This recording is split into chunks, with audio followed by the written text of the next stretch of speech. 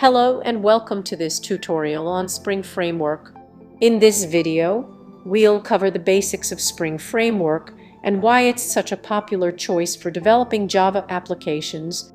Spring Framework is an open-source Java platform that provides a comprehensive infrastructure for developing Java applications. It was first released in 2000. One of the main features of Spring Framework is its support for dependency injection, which allows you to write more loosely coupled and testable code. Spring also provides modules for web applications, data access, and integration with other technologies. To get started with Spring Framework, you'll first need to set up your environment by downloading and installing the necessary software. You'll need at least JDK 8, a Java IDE such as Eclipse or IntelliIDEA, and the Spring Framework itself. Once you have your environment set up, you can create a new Spring project by using one of the many available templates. These templates will provide you with a basic structure for your project, including example code for configuring and using Spring Framework features. For example, if you're building a web application, you can use the Spring Boot template to set up a new project that includes a web server, database connectivity, and other essential features.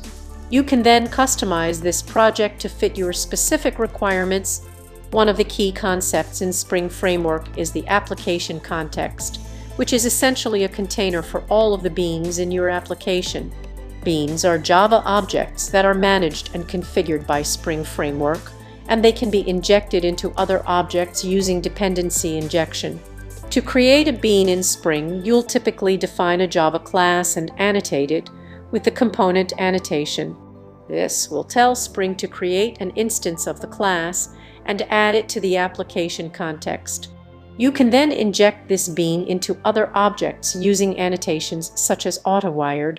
Another important feature of Spring Framework is aspect-oriented programming AOP.